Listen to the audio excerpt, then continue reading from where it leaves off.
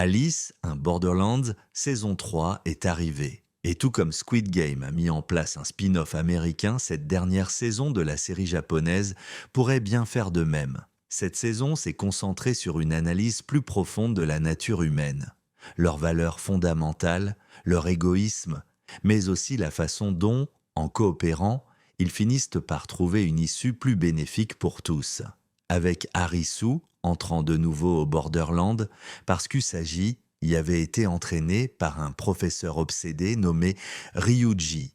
Nous avons découvert 9 nouveaux jeux et une fin où apparaissait un mystérieux personnage qui veillait sur ce monde entre la vie et la mort. Alors, voyons ensemble cette saison, ses jeux, sa conclusion et la manière dont elle prépare un possible spin-off.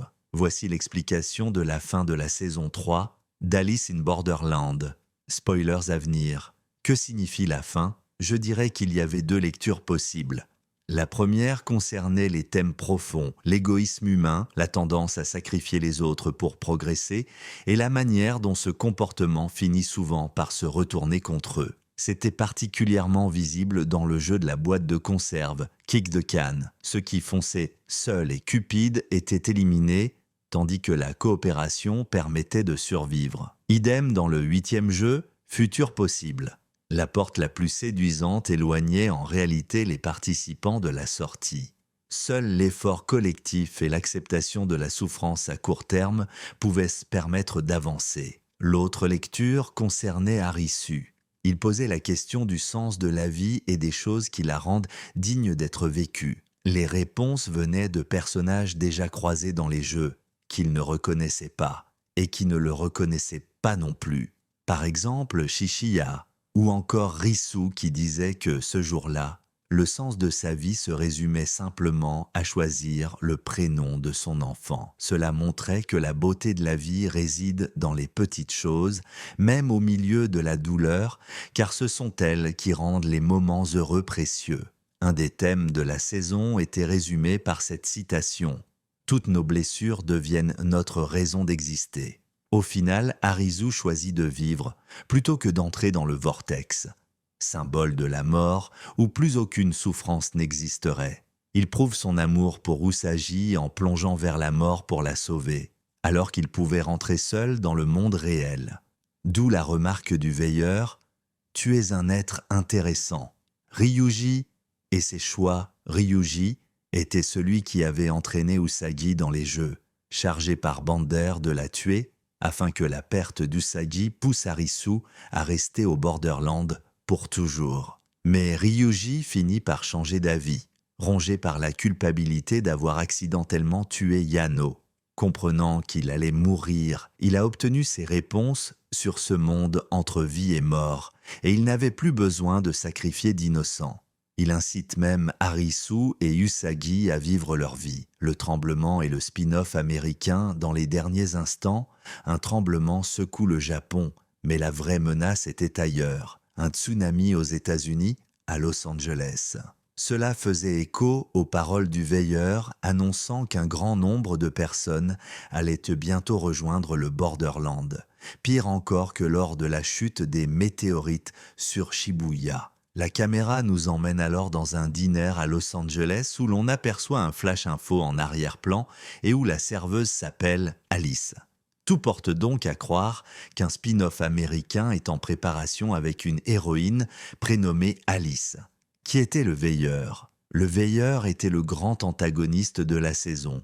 Il dictait le fonctionnement du Borderland, capable même de figer le monde entier par un simple chant. Il n'était pas le Joker comme beaucoup le pensaient, mais bien celui qui remplissait l'espace entre vie et mort. N'étant ni vraiment vivant ni mort, il demeurait dans ce purgatoire, contrôlant les jeux et offrant à chacun l'opportunité de choisir. La signification de la carte du Joker, à la fin de la saison 2, cette carte avait intrigué tout le monde. Le Joker représentait une différence.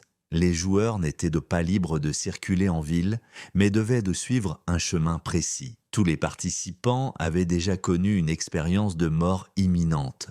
Le dernier jeu du Joker était en réalité une blague. Il promettait la survie à ceux qui sortaient d'y par une porte, mais c'était en fait celui qui se sacrifiait qui survivait. Un clin d'œil au nom de la carte. De plus, si l'on additionne toutes les valeurs numériques d'un jeu de cartes plus un joker, on obtient 365, soit une année calendaire. Avec 2 jokers, cela donne 366, une année bissextile. Une métaphore du joker comblant les vides, comme le veilleur entre vie et mort. Le destin des autres personnages. Nou, il survit, traverse la rue avec sa mère et semble avoir repris sa vie en main après avoir été harcelé. Sachiko, elle a un enfant et une vie stable, fière d'être un modèle pour lui. Ri, réconciliée avec sa mère, elle décroche son travail de rêve dans l'animation destinée au cinéma. Yuna, elle retrouve l'amour, comme dans sa projection de futur, et emmène son compagnon sur la tombe de son frère Sot. Tous obtiennent ainsi des fins positives, signe d'une rédemption. Mon avis sur la saison 3.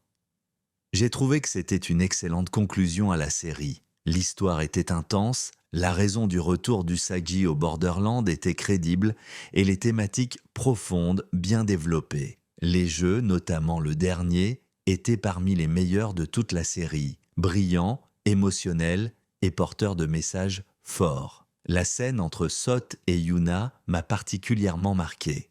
Sa mort était déchirante, mais belle, presque symbolique, lorsqu'il lui donnait la main pour son mariage futur. La musique chorale a sublimé le moment. Les décors et effets visuels étaient impressionnants.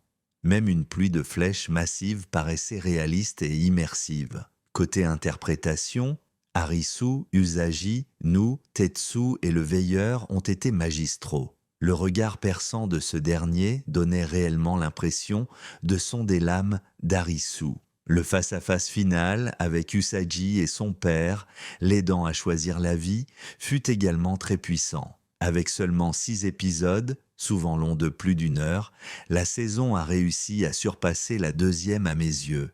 Clore une série est toujours difficile, mais Alice in Borderland a réussi au-delà de mes attentes. Conclusion. Voilà donc l'explication de la fin de la saison 3 d'Alice in Borderland.